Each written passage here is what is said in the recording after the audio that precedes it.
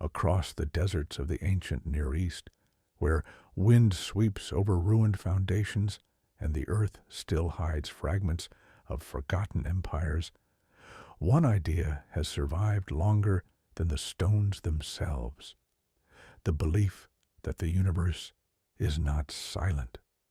Long before American viewers ever heard the name Michael, ancient communities across Judea, Babylon, Egypt, and the wider Mediterranean lived with the conviction that unseen powers shaped the boundaries of history.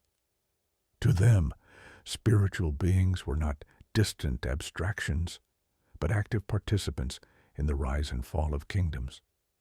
They believed the world had always been contested territory, not by chance, not by myth, but by a real struggle described in Scripture, preserved in the Apocrypha, and echoed in early Jewish and Christian memory.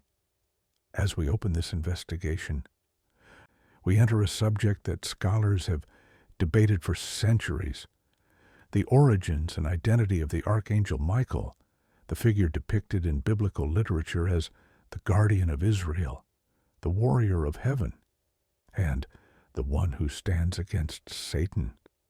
Modern audiences often imagine him through medieval art or modern iconography, but the ancient sources paint a far more complex and historically grounded portrait.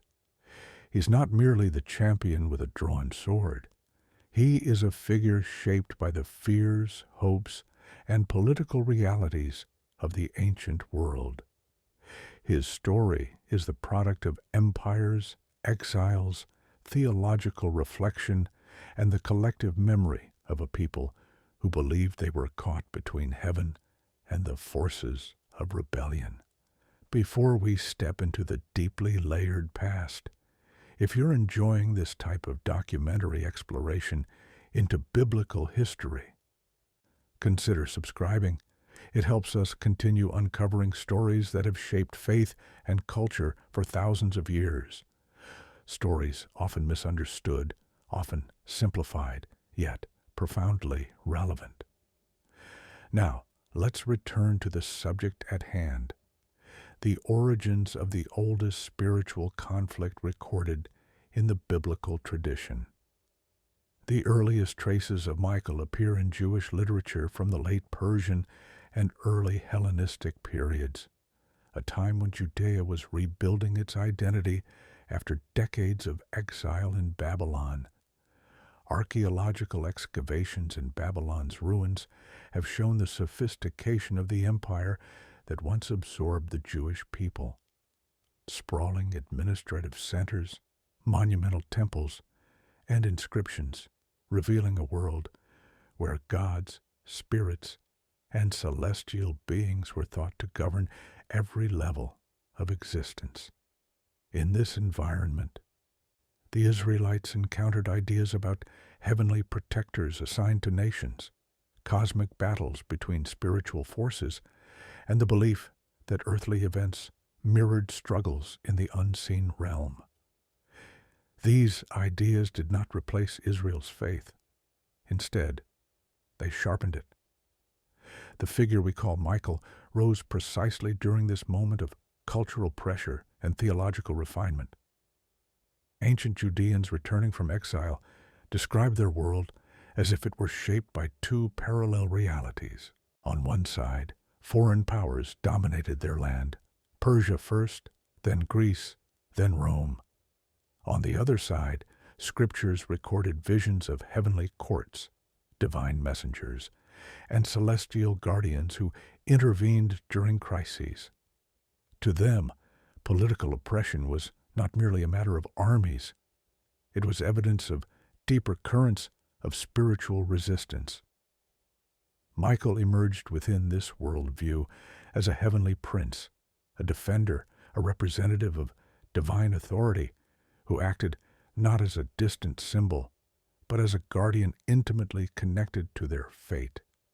The earliest explicit mention of Michael as a protector appears in ancient Hebrew writings that describe him as the great prince, who stands for the people during times of distress. These passages were written against the backdrop of real historical turmoil. Most likely during periods of foreign occupation when Jewish communities feared cultural erasure and religious persecution. What readers today often miss is how radical this idea was for the ancient world. In cultures surrounding Israel, gods and spirits were tied to geographical regions. They protected cities, deserts, mountains, or rivers, but in Jewish thought, Michael was not tied to a place. He was tied to a people. His identity did not depend on territory, but on covenant. He protected Israel even when Israel had no land of its own. The concept of an angelic protector became especially significant during the centuries leading up to the birth of early Christianity. Jewish writings from this time, including the Dead Sea Scrolls found in the caves of Qumran, provide rare insights into a community convinced it was living on the edge of cosmic conflict. Many of the scrolls describe an unseen war between forces of light and forces of darkness, battles fought not with physical weapons, but with authority and allegiance. Some texts depict Michael as the commander of the heavenly armies, entrusted with leading the sons of light in an ultimate confrontation with the forces of evil. These ideas are not isolated. They reflect a broader trend across Second Temple Judaism, where angels became symbols of divine order, standing in opposition to spiritual rebellion.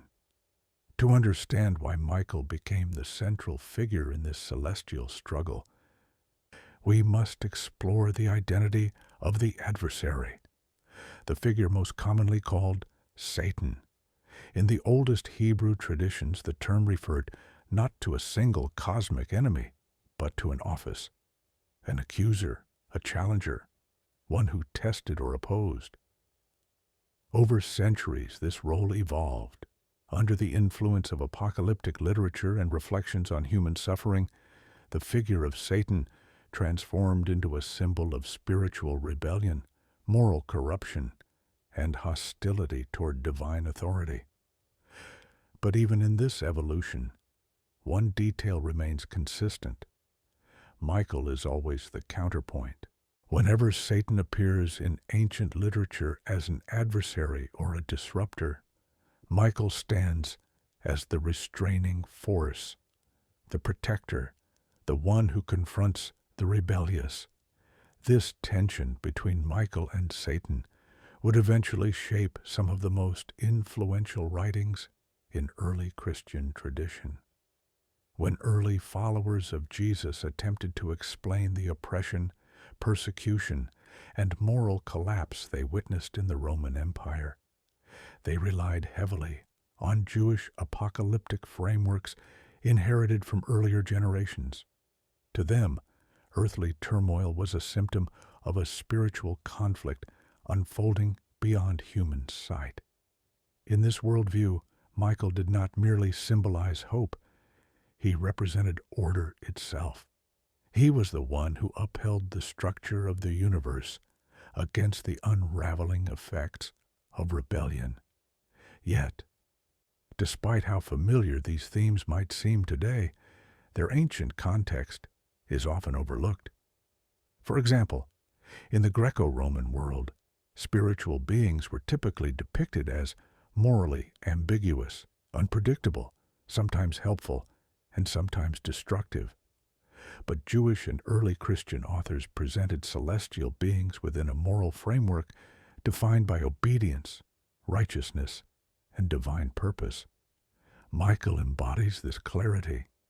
He acts not on personal ambition or ancient grudges, but on command, duty, and covenant loyalty. His battles are described not as chaotic clashes, but as the restoration of order against encroaching disorder. If we step back and examine this through a historian's lens, we see something even more striking: the image of Michael as warrior, likely developed alongside real historical pressures. When Judea faced threats from larger empires, whether Persia, Greece, or Rome, Its people relied on the belief that divine protection did not disappear simply because political autonomy was lost. Michael became the symbol that their survival was not accidental. He was the reassurance that the forces threatening them were neither unchecked nor unchallenged. Archaeological sites across the Judean desert reveal inscriptions, prayer fragments, and liturgical texts requesting protection from evil forces. Many of them invoke heavenly guardians, and while not all explicitly name Michael, they reflect the same worldview recorded in the preserved apocalyptic writings. These communities believed they were living within a story far bigger than themselves, a war that began before human history and would one day conclude with the restoration of divine order. The idea that the world was shaped by a cosmic conflict was not unique to Judaism, but the Jewish and Christian framing of that conflict remains distinctive. In their vision, the struggle is not between equally matched rivals. It is not a myth of competing gods. It is a narrative of rebellion, justice, mercy, and ultimate resolution. Michael stands not as a rival deity, but as a servant of the one true God. Satan stands not as an independent force, but as a rebel who ultimately faces defeat. As we conclude this opening chapter of the investigation, the stage is set. Ancient cultures saw the world as a battlefield between spiritual forces, and within this framework, Michael emerged not as a mythic hero, but as a guardian shaped by real historical experience, real theological development, and real cultural memory. To the communities that preserved these accounts, Michael's struggle was not an allegory. It was the unseen dimension of their own story. They believed that every empire that rose over them, every threat they faced, and every moment of despair echoed a larger, older conflict, one that began long before human history, and one that would not end until the final restoration of order. When the ancient writers spoke of Michael's standing watch, they were not imagining him as a distant figure.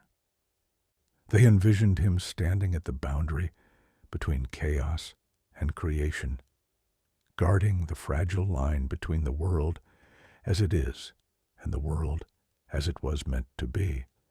This world, shaped by conflict, defined by loyalty, threatened by rebellion, is the world into which the next chapters lead.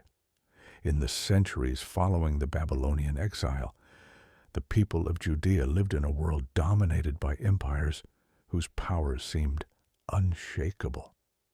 The Persians controlled vast territories from the Indus to the Aegean. Their administration reached deep into local communities, including the returning Jewish population rebuilding life in the small, fragile province of Yehud. Into this geopolitical landscape emerged one of the most influential visions in biblical literature, a vision in which Michael appears not merely as an angelic figure, but as the prince assigned to Israel. Understanding this title requires stepping into the historical pressures that shaped Jewish identity in the post-exilic era, when survival demanded more than political resilience. It required spiritual assurance that their people were not abandoned. When archaeologists excavate the remains of Persian period Jerusalem, sections of walls, administrative buildings, ritual installations, they reveal a city trying to reclaim dignity amidst ruin. The scars of destruction from the Babylonian conquest still mark the landscape. Rebuilding the temple became a symbol of national restoration, but the people were still deeply aware of their vulnerability. Their land, finances, security, and political decisions were supervised by imperial authorities stationed hundreds of miles away. In this fragile environment, prophetic visions offered more than symbolic comfort. They provided a worldview in which a heavenly defender actively stood for them. And this defender was not anonymous. He had a name, Michael. The idea of a prince in ancient Near Eastern cultures carried layers of meaning. It was not simply a royal title, but a term for high-ranking officials, military commanders, and divine patrons who represented the fate of nations. In Persian imperial ideology, regions and peoples were often thought to have divine guardians who watched over them. When Jewish writings describe Michael as the Prince of Israel, they adopt a concept familiar in the ancient world. Yet they reshape it through the lens of monotheism. Michael is not a rival deity or territorial spirit. He is a loyal servant of the God of Israel, appointed to watch over the covenant people wherever they live. His authority is not independent. It is delegated. And that distinction fundamentally separates biblical angelology from the belief system surrounding it. Jewish literature from this period reflects the complexities of foreign domination. The visions preserved in the book of Daniel, likely composed during the turbulent Hellenistic and early Maccabean eras, portray a realm where earthly empires correspond to hostile spiritual powers. Persia, Greece, and future kingdoms are symbolized not just by beasts or kings, but by celestial princes who oppose the divine plan. Within this symbolic universe, Michael stands as the singular guardian and advocate for Israel. His presence represents the belief that Israel's fate is not ultimately decided by foreign rulers, but by divine authority operating behind the scenes. This portrayal would have resonated deeply with Jews living under imperial rule. It reframed their suffering not as divine abandonment, but as part of a cosmic contest where their identity remained protected at the highest possible level. When the text describes Michael as one of the chief princes, it suggests a hierarchy within the heavenly court, a structured system in which angels were assigned roles of governance. But when later visions call him the great prince who stands for your people, his position becomes unique. He is not merely one among many. He is the appointed guardian with unparalleled commitment to Israel's destiny. To grasp the historical force of this imagery, we need to examine how Second Temple Judaism understood national identity. After the exile, Israel was not a sovereign state, but a community held together by faith, tradition, and shared memory, rather than political power. Their sense of belonging was no longer tied to kings or armies. Instead, it was tied to covenant and the belief that divine oversight remained unbroken. Michael's role as protector provided theological grounding for this new identity, a reminder that even when earthly kings disappeared, heavenly guardians remained. The Dead Sea Scrolls discovered in the caves of Qumran offer an extraordinary glimpse into this worldview. Among the hundreds of manuscripts preserved in that arid desert, several describe angelic beings in military formations, prepared for a final battle between light and darkness. In these texts, Michael appears as the supreme commander of the heavenly host. But what scholars emphasize is that these scrolls do not depict him as an isolated figure. He is always tied to the community's mission, defending those who uphold the covenant and resisting the oppressive powers that threaten them. This echoes the larger pattern seen in earlier writings. Michael's authority is relational, protective, and directed toward the preservation of God's people. To modern audiences, angelic conflict might appear symbolic, but to ancient Jewish communities it reflected their lived experience. Foreign domination was not merely political, it was spiritual. They believed that behind human rulers existed spiritual counterparts who influenced earthly affairs. When their prophets described Michael resisting hostile princes, they were expressing a conviction that the oppression they suffered under empires had deeper, invisible origins. This belief gave suffering a context, not random, not meaningless, but part of a cosmic narrative where good and evil were in direct opposition. Understanding Michael as Prince of Israel also illuminates how ancient Jews interpreted their own history. Moments of deliverance, such as the survival of their people under Persian rule, the successes of the Maccabean revolt, and their perseverance under later oppressors, were viewed as signs that Michael's protective role remained active. Conversely, times of persecution or national crisis were not interpreted as evidence of his absence, but rather as proof that the opposing spiritual forces were pushing back. In this cosmic framework, Michael's presence did not eliminate suffering. It guaranteed that suffering would not end in destruction. Archaeological evidence from early synagogues during the Hellenistic and Roman periods reveals inscriptions and decorative motifs invoking divine protection. Though Michael is not named directly in all of these artifacts, the themes align closely with the worldview preserved in the sacred texts. These communities saw themselves as living under spiritual guardianship. Their worship spaces were designed to reflect the belief that divine beings surrounded them, defending them against chaotic forces. This cultural environment provides historical grounding for why Michael's identity became so significant during these centuries. As time progressed, early Christian writers inherited this worldview, but they placed Michael within a larger theological narrative that revolved around the life, death, and resurrection of Jesus. They saw him not only as the protector of Israel, but as a defender of all who aligned themselves with the kingdom of God. Yet, even within this expanded framework, his role as prince remained.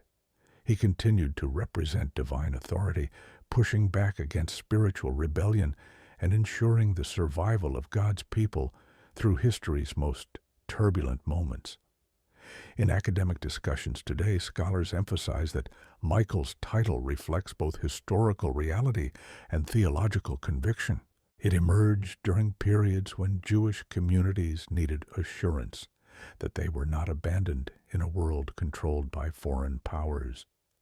It expressed their belief that God's care operated at multiple levels, through prophets, through scripture, through communal memory, and through celestial guardians tasked with protecting the covenant community wherever they lived. The title, Prince of Israel, therefore, does more than honor an angelic figure. It reflects a worldview that shaped Jewish identity for centuries. It acknowledges the pressures of exile, the anxieties of living under imperial rule, and the hope that divine justice remained active even when earthly justice seemed absent. It affirms that the people of Israel, though politically vulnerable, were spiritually protected. As we conclude this section of the narrative, the portrait becomes clear. Michael was not imagined as an independent warrior roaming the heavens. He was a guardian embedded in the story of a people whose survival defied the expectations of the ancient world. His authority symbolized continuity in times of upheaval, strength in times of weakness, and divine loyalty in the face of overwhelming political power.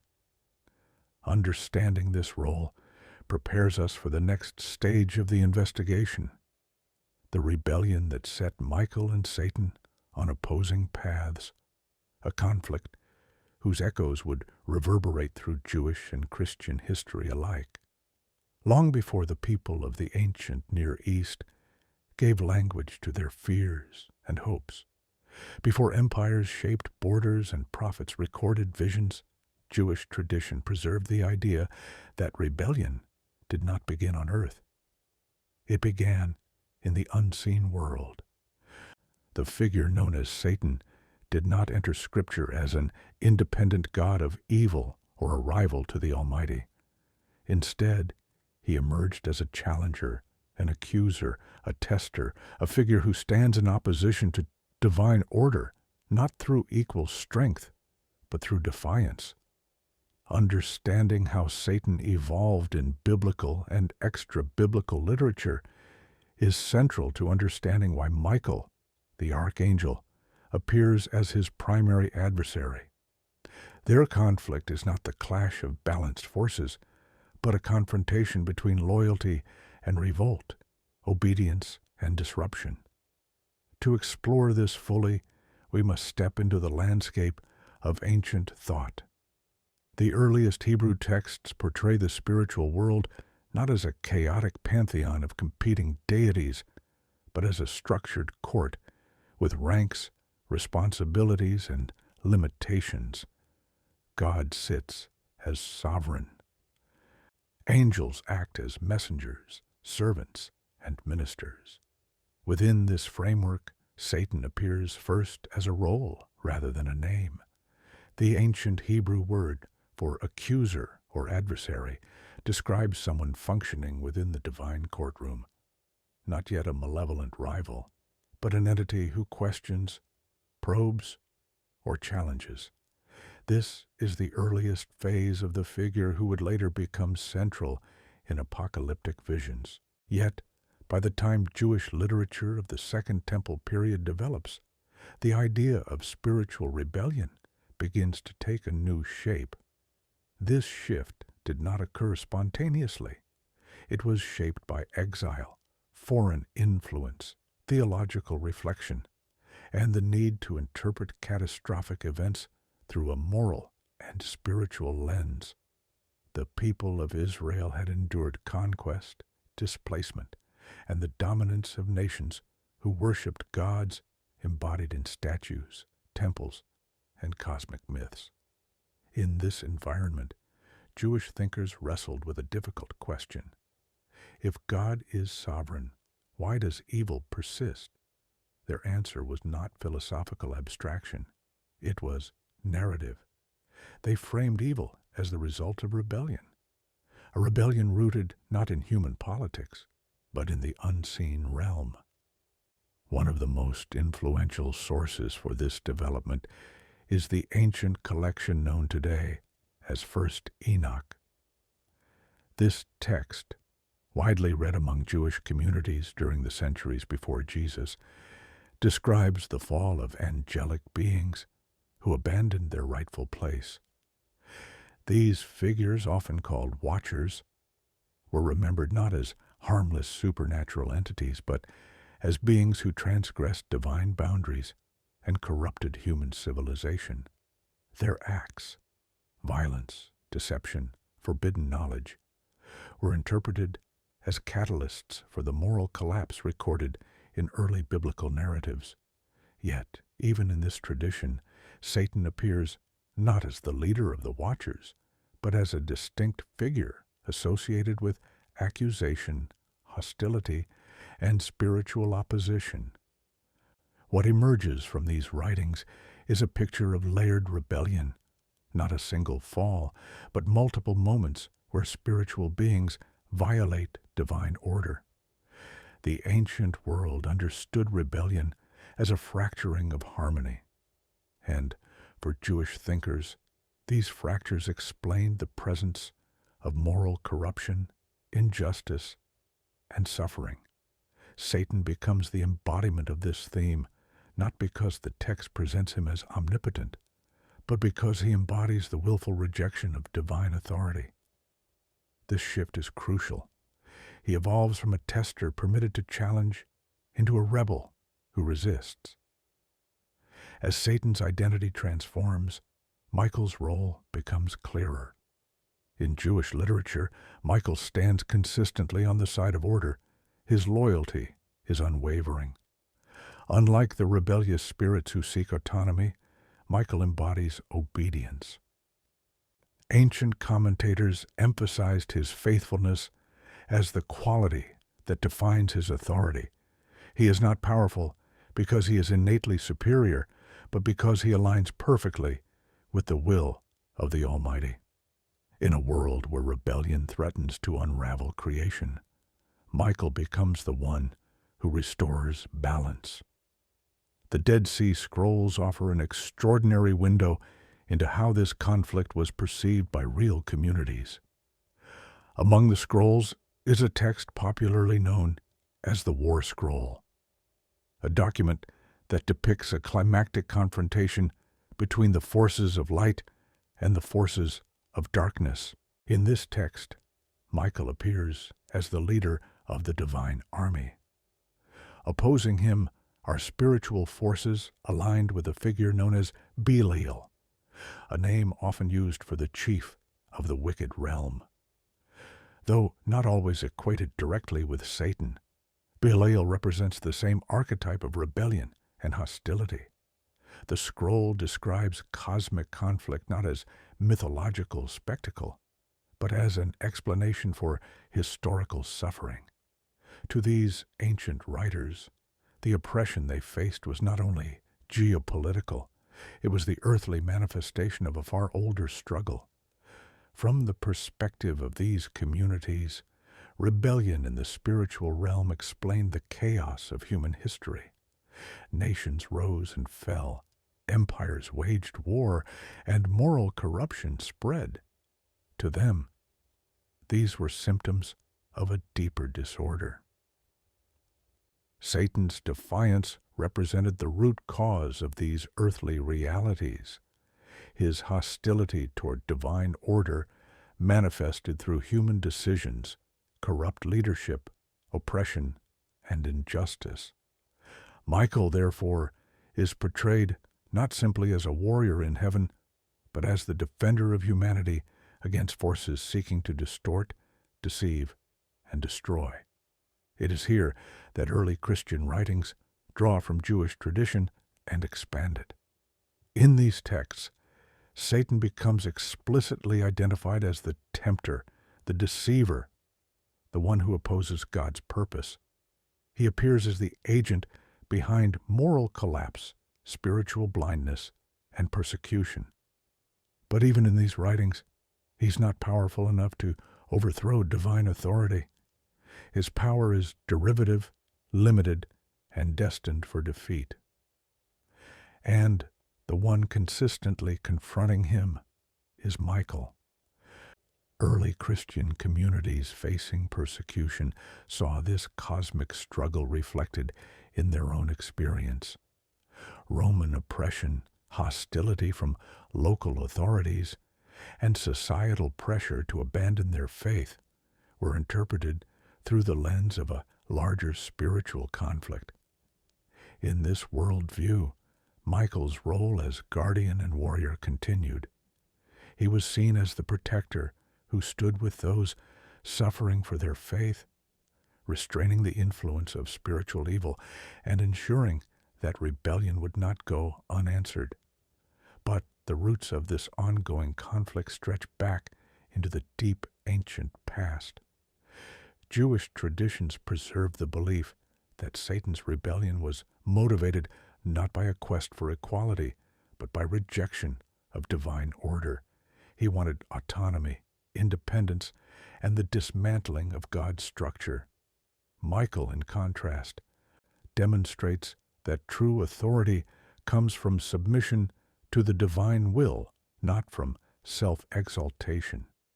His title as Archangel, a term later applied by Christian theologians, highlights his leadership among the heavenly host, but his authority is portrayed as entirely delegated. He represents what rebellion cannot achieve: stability, justice, faithfulness, and alignment with the Creator. It is also important to emphasize that ancient Jewish and Christian writers did not imagine Satan as the ruler of a fiery underworld. That image developed much later in medieval art and European folklore.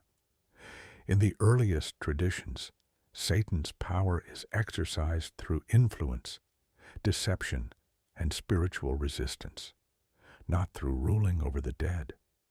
His rebellion is intellectual, moral, and relational, not geographical. And because of this, Michael's opposition is portrayed in terms of authority, truth, and loyalty, rather than physical force alone. Through this framework, ancient readers interpreted every major moment of biblical history. When spiritual evil appears in the narratives of the wilderness, the monarchy, the exile, or the early Christian era, it is often framed as the work of an adversary, whose identity can be traced back to the earliest moments of rebellion. Michael's roles, intercessor, guardian, commander, exist because Satan's rebellion created the need for cosmic defense. What becomes clear through this examination is that the rebellion of Satan is not simply a mythological tale. It is a narrative that ancient Jewish and Christian communities used to make sense of the world they lived in. It explained suffering without attributing evil to God. It offered a moral framework for interpreting corruption and injustice. And it provided the theological foundation for the belief that divine justice would ultimately triumph. Michael's consistent presence in these writings reveals the significance of this conflict. He stands as the representative of divine order, confronting the forces that seek to undo it. His battles are described not as rivalry, but as restoration, restoring what rebellion shattered, preserving what corruption threatens, defending what evil targets. As this section closes, one truth becomes unmistakable. The ancient texts do not portray the universe as a neutral stage. They portray it as a contested realm where rebellion introduced disorder and where divine loyalty stands as the counterforce. Michael and Satan represent the two poles of this cosmic drama, not as equals, not as dualistic opposites, but as the loyal defender and the rebellious challenger. Their conflict, rooted in the earliest layers of Jewish and Christian tradition, forms the foundation for the events that the next chapters will explore. The first confrontations, the war in heaven, and the long arc of spiritual conflict that shaped the beliefs of millions. Across the fragmented landscape of ancient Judaism, where prophecy, poetry, and apocalyptic vision intertwined, the early stories of Michael's direct confrontations with Satan began to take shape. These accounts were not random legends nor later medieval inventions. They arose from real texts, real communities, and real attempts to explain why the world seemed torn between order and rebellion. As we enter these traditions, preserved in writings read by Jewish sages, early Christians, and communities at Qumran, we uncover a portrait of Michael, not simply as a symbolic guardian, but as an active participant in a spiritual struggle that ancient people believed defined the boundaries of history itself. One of the earliest glimpses into this conflict comes from a brief but powerful reference in ancient Jewish literature describing Michael resisting a hostile spiritual force over the fate of a deceased leader. The narrative recounts a dispute between Michael and Satan, not over a kingdom, not over territory, but over a human body. To modern readers, this detail can seem puzzling, but to the ancient authors, the scene represented something deeper. A rhetorical battle over authority, legitimacy, and the right to speak on behalf of humanity. In this confrontation, Satan appears as the accuser, attempting to claim rights over the deceased figure by pointing out his failures, weaknesses, and past actions. Michael does not defeat him with force. He defeats him by refusing to engage in slander, appealing instead to divine judgment. For ancient interpreters, this moment highlighted the fundamental difference between the two. Satan relied on accusation, but Michael relied on divine justice. This early portrayal establishes a pattern that reappears throughout later Jewish and Christian writings. Michael confronts rebellion not with impulsive violence, but with principled authority. His strength lies in alignment with divine will, not in autonomous power. This single detail becomes crucial in understanding how ancient communities viewed spiritual warfare. Victory comes through obedience, not through unrestrained force. It is a theme that recurs whenever Michael stands against Satan. The rebel invokes chaos, but Michael invokes order. Another early account of conflict appears in Jewish apocalyptic literature from the centuries leading up to the rise of the Roman Empire. These writings describe visions of heavenly battles in which Michael leads the righteous against destructive spiritual forces associated with nations hostile to Israel. These texts do not invent new characters. They expand upon existing traditions in which spiritual beings represent the fates of empires when an empire oppresses Israel. Ancient Jewish writers often interpret that oppression as the work of a hostile spiritual prince aligned with rebellion. In these accounts, Michael's confrontation symbolized the belief that political domination always has a spiritual dimension. The ancient world did not separate religion from geopolitics. The rise and fall of nations were seen as reflections of cosmic allegiance or cosmic rebellion. The Qumran community, whose writings form the Dead Sea Scrolls, preserved stories where Michael faces off against forces of darkness led by a figure symbolizing wickedness and chaos. These scrolls describe a final battle in which Michael stands at the head of celestial armies, while the forces of darkness regroup under a leader whose very identity embodies lawlessness. For those living at Qumran, besieged by foreign powers and convinced they were living in the final generation before divine intervention, this was not fantasy. It was a theological explanation for why the world seemed divided between justice and oppression.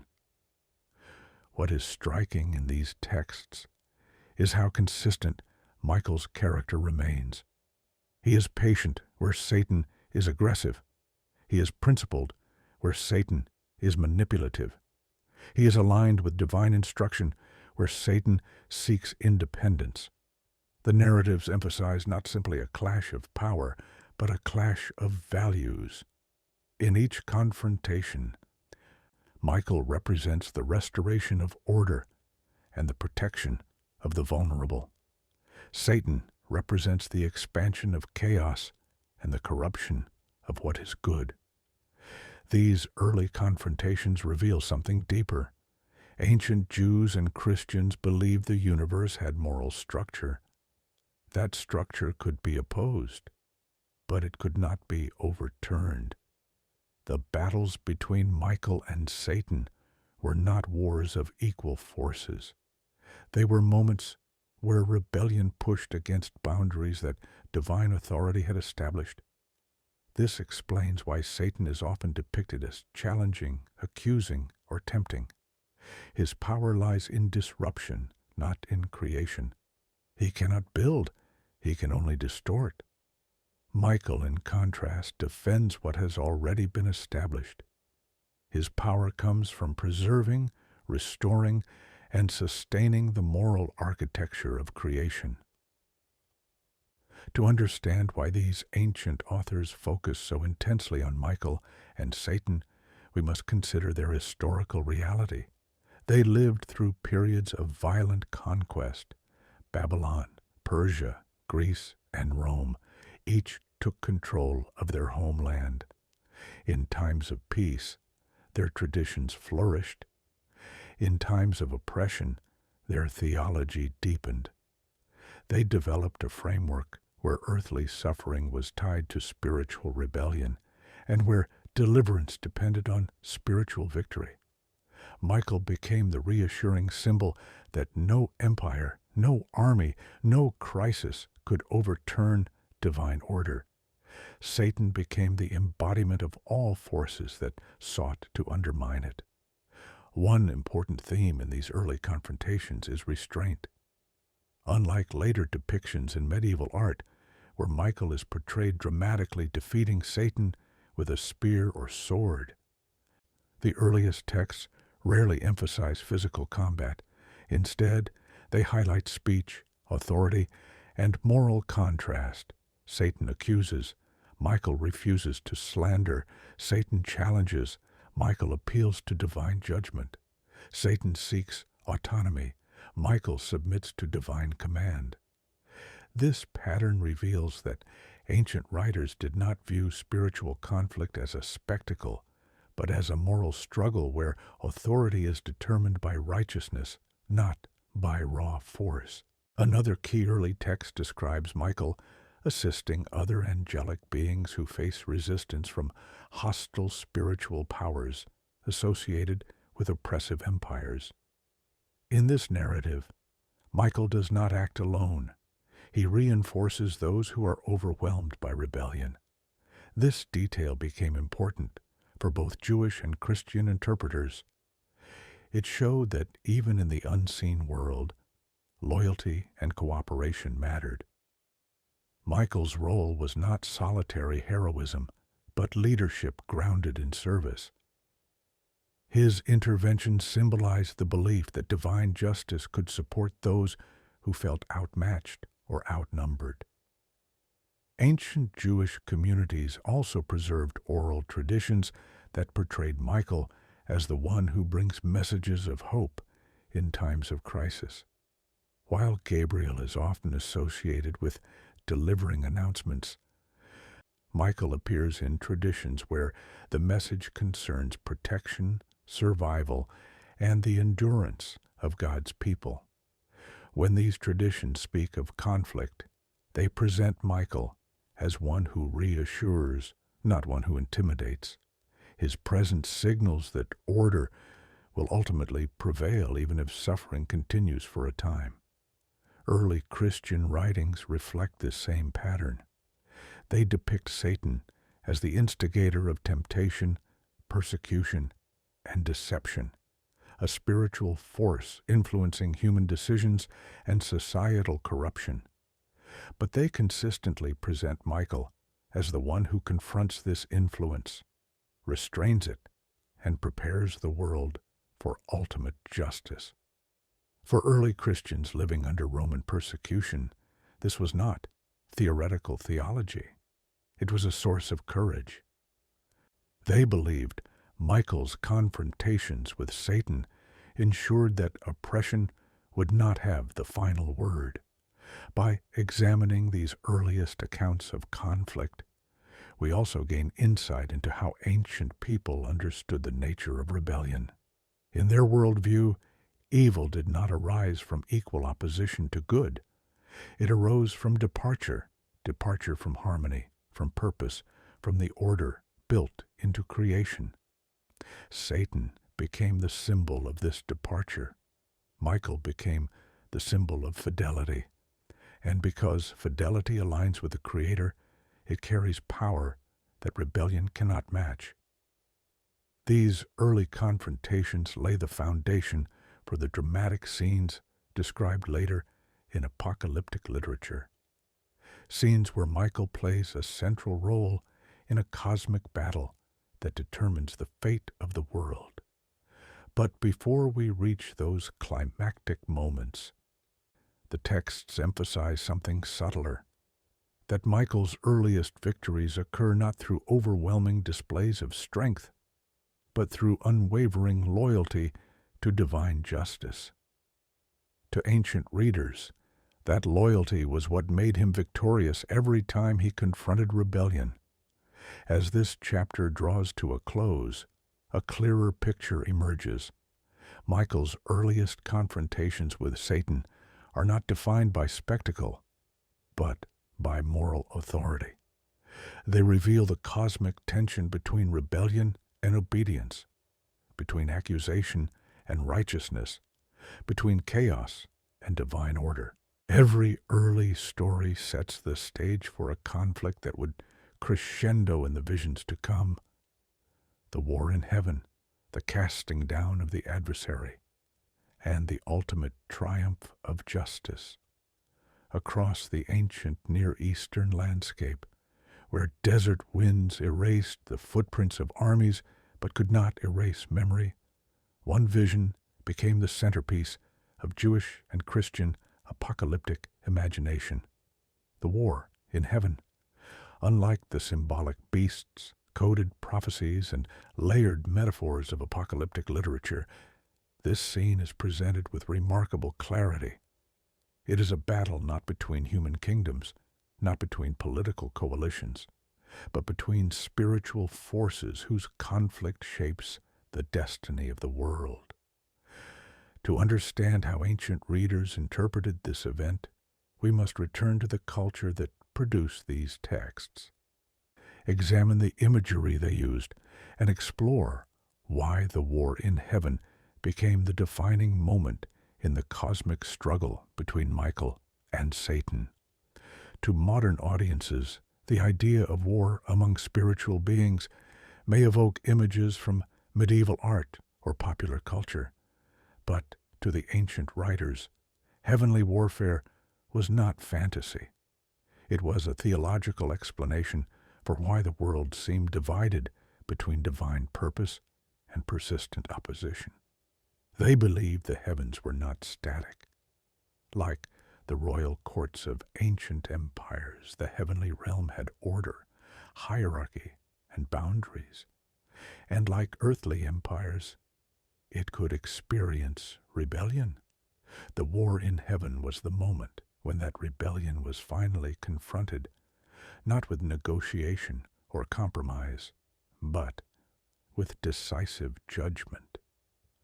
Jewish apocalyptic writers from the centuries before the rise of Rome often used battlefield imagery to describe the struggle between good and evil, but their descriptions were never chaotic depictions of competing gods. They reflected monotheistic belief. The Creator ruled supreme, and the conflict emerged not from equal rivals, but from rebellion inside the divine administration. In this framework, Michael's appearance as a commander becomes crucial. He is not a celestial warrior seeking power. He is the appointed enforcer of divine justice, the one entrusted to address what rebellion had distorted. The war in heaven, as ancient authors present it, takes place after a prolonged period where rebellion had been tolerated for the sake of cosmic order. For centuries, Satan functioned as an accuser, a challenger, and a disruptor, but still within limits. Jewish and Christian interpreters believed that spiritual rebellion had consequences not only in heaven, but on earth, influencing empires, corrupting leaders, and deceiving nations. Yet the time came when the boundaries were breached, when rebellion could no longer be contained. The war in heaven marks that turning point.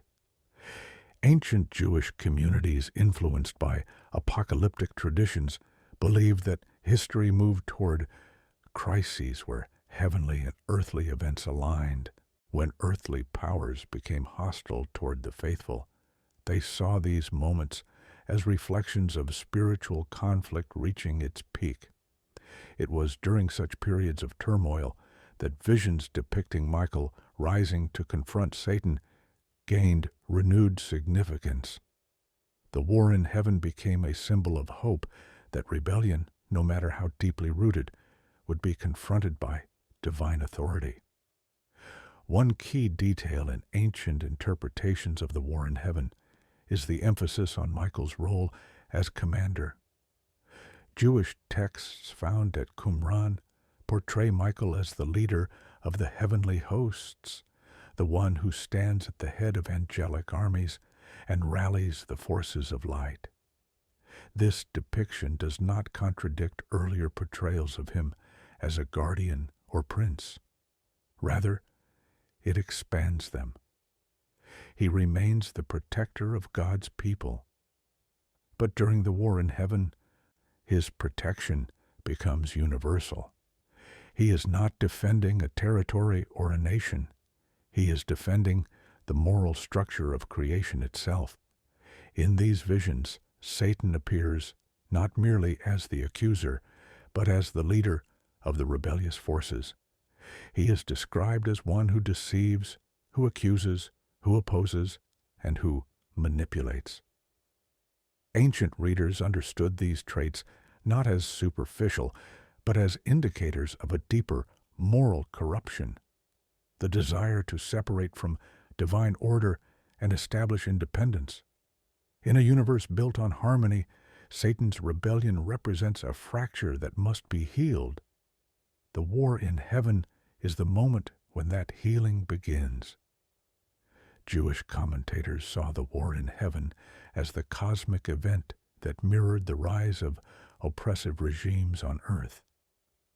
When Greece oppressed Judea under Antiochus, when Rome's power grew unbearable, when tyrants attempted to erase the identity of God's people, ancient writers saw these events as manifestations of spiritual rebellion gaining momentum. They believed the war in heaven would end the cycle of oppression, deception, and suffering. It was not a war fought for territory. It was a war fought for cosmic alignment. Early Christian communities, facing persecution under Roman authority, interpreted the war in heaven through their own experiences. To them, the conflict symbolized the defeat of the spiritual powers behind their suffering. When they read ancient visions of Michael casting down the adversary, they saw more than imagery. They saw assurance that the forces opposing them were already losing their foothold. The war in heaven was not future speculation. It was a declaration that rebellion had reached its limit and that judgment had begun. A notable detail in all ancient accounts of the war in heaven is the absence of ambiguity. There is no uncertainty about the outcome. The conflict is decisive, and the expulsion of Satan from the heavenly realm is absolute. Ancient commentators emphasize that Satan does not retreat voluntarily. He is forcibly removed. The text describes him being cast out, not relocating, not withdrawing, but being expelled by divine decree executed through Michael and the heavenly host. This moment marks a shift in spiritual geography. Satan no longer has access to the heavenly court.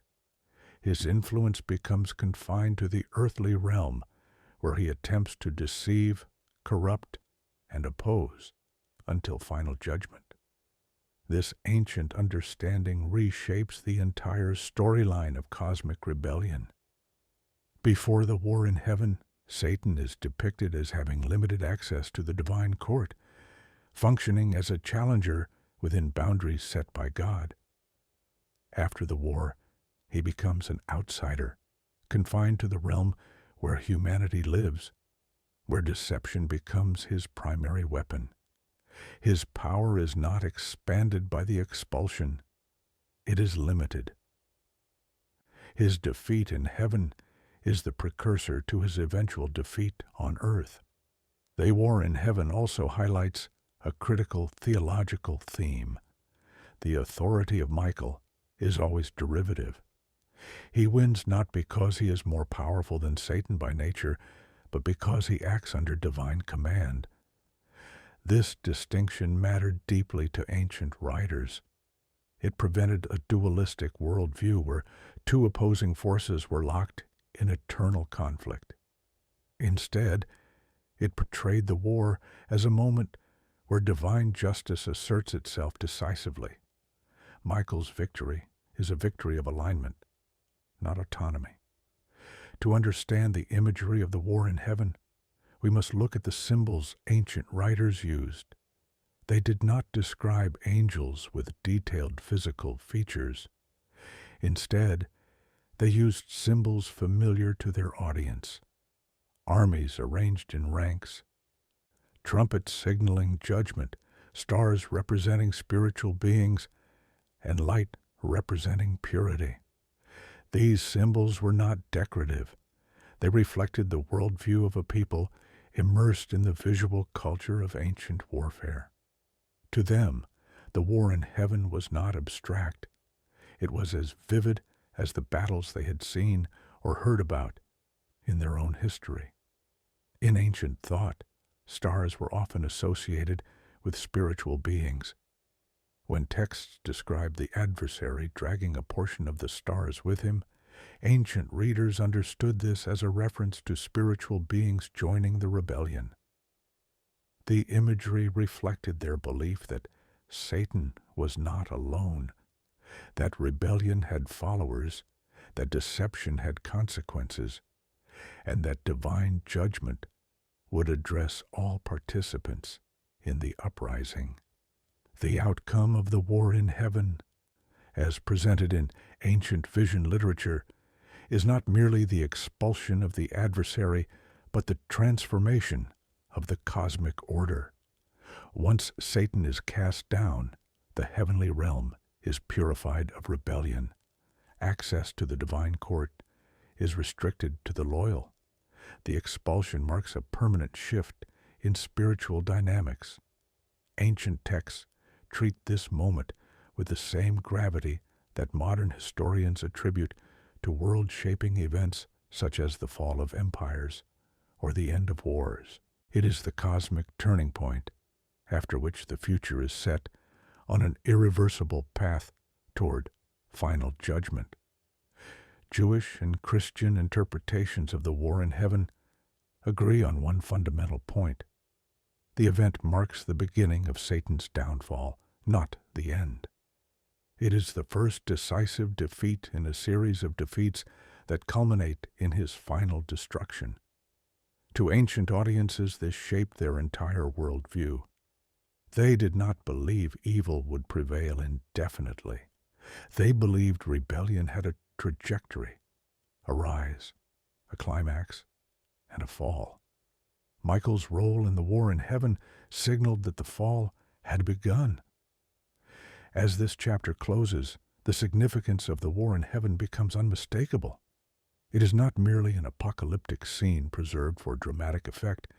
It is the moment when rebellion is confronted openly, when the cosmic balance is restored, and when the adversary is removed from the seat of accusation. For ancient readers, the war in heaven explained why the world felt the weight of spiritual opposition. It affirmed that oppression and deception were the last desperate acts of a defeated rebel. And it illuminated why Michael stands at the center of the cosmic battle, not as a rival god, not as an independent warrior, but as the loyal commander who executes divine judgment with perfect fidelity. After the ancient vision of the war in heaven, the focus of Jewish and early Christian interpretation shifted towards a question that shaped centuries of discussion. What exactly happened when Satan was cast down? This moment, described in apocalyptic literature with striking clarity, was not imagined as a mythic fall into a fiery abyss, nor as a dramatic plunge into a physical underworld. Instead, ancient interpreters understood the casting down of Satan as a decisive spiritual displacement, a legal, territorial, and relational expulsion that fundamentally altered his role in the universe. To understand this event, we must reconstruct the worldview of the ancient communities who preserved these traditions, examine the texts that shaped their beliefs, and explore how this cosmic shift influenced their interpretation of history. In ancient Jewish thought, the heavens were structured like a court. There was a throne, a council, and ministering spirits who served, observed, and responded to divine instruction. This framework shaped the earliest portrayals of Satan as an accuser, one who appeared before God to challenge, question, or oppose the righteousness of individuals. In this role, Satan's power was entirely dependent on access. He did not rule. He did not command. He did not create. He confronted through accusation, exploiting weakness, and highlighting failure. His presence in the heavenly court reflected a universe where rebellion existed but had not yet been decisively judged.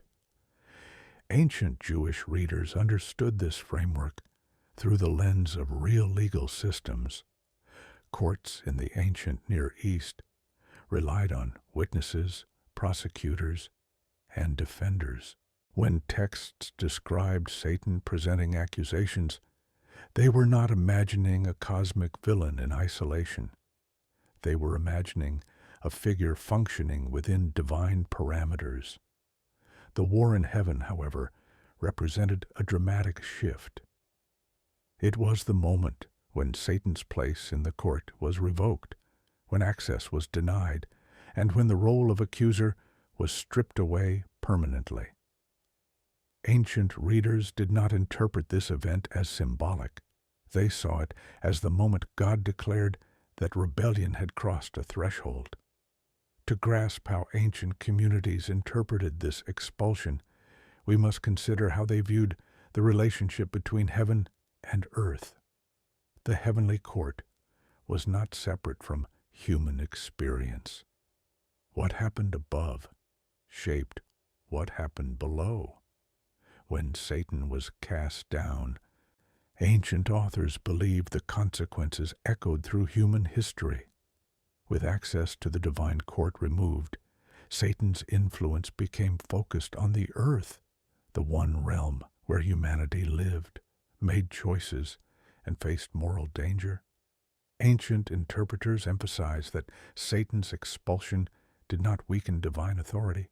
It weakened his ability to accuse, challenge, or influence heavenly decisions. His activities became restricted, desperate, and ultimately doomed.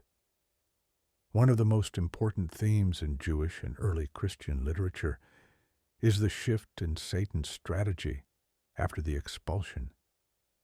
Before the war in heaven, he functions as a prosecutor. After the war, he becomes a deceiver.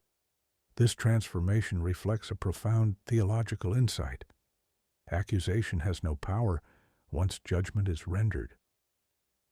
For ancient writers, this meant that Satan's primary weapon became deception, misleading nations, corrupting rulers, influencing moral decay, and attacking the faithful through spiritual pressure.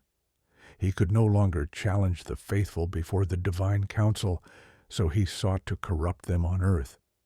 The idea of Satan being cast down also had geographical implications in ancient interpretation. Jewish tradition did not imagine a structured underworld ruled by Satan. That idea belongs to later folklore and medieval European art. In earlier texts, being cast down meant being displaced from the heavenly realm into the realm where humanity lived. It meant confinement, not empowerment. Satan became active on earth not because he gained power, but because he lost it.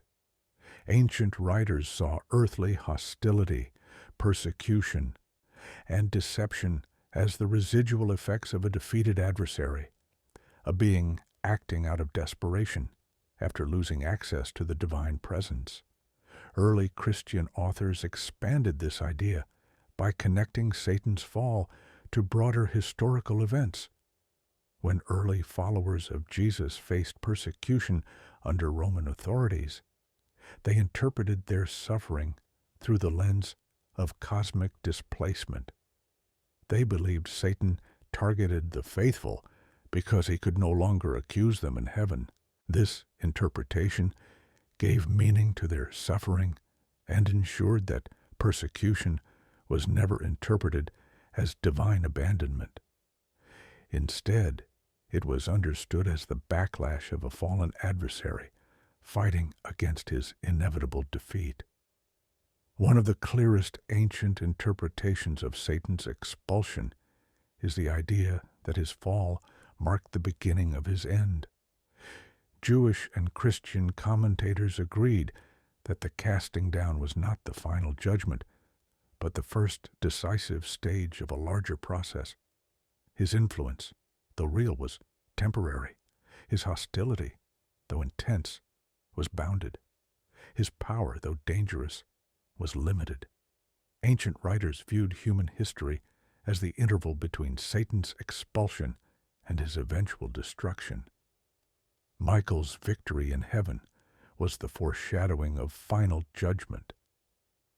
The expulsion also clarifies why Michael became such an important figure in later tradition. After Satan was cast down, the heavenly realm was purified of rebellion. Only loyal beings remained.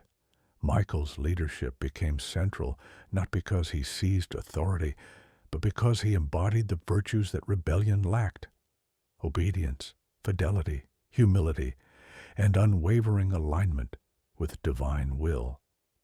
In the purified heavenly realm, Michael symbolized the order that rebellion could never overturn.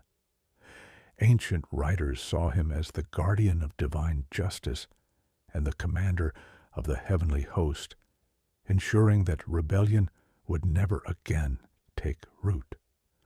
Archaeological discoveries shed light on how ancient communities responded to these beliefs. Early Jewish inscriptions mention heavenly guardians and reflect a worldview where protection was sought not from fate or chance, but from celestial beings loyal to the Creator. Likewise, early Christian art in the catacombs of Rome depicts spiritual warfare symbolically, showing angels as protectors rather than conquerors. These images were rooted in the belief that Satan's fall limited his access to divine authority, but increased his hostility toward the faithful. Michael appears in these depictions as the guarantor that evil would not prevail. Ancient commentators also emphasized that Satan's casting down marked a shift in the nature of spiritual conflict. Before his expulsion, rebellion was a matter of heavenly challenge. After his expulsion, it became a matter of earthly influence. This distinction explains why ancient writers describe Satan as influencing nations, rulers, and societal systems. To them, corruption was not merely human failure, it was spiritual distortion. Tyranny was not merely political injustice, it was the manifestation of a defeated adversary seeking to prolong his influence. In this worldview, Michael's role on earth was not described as direct intervention, but as restraining influence.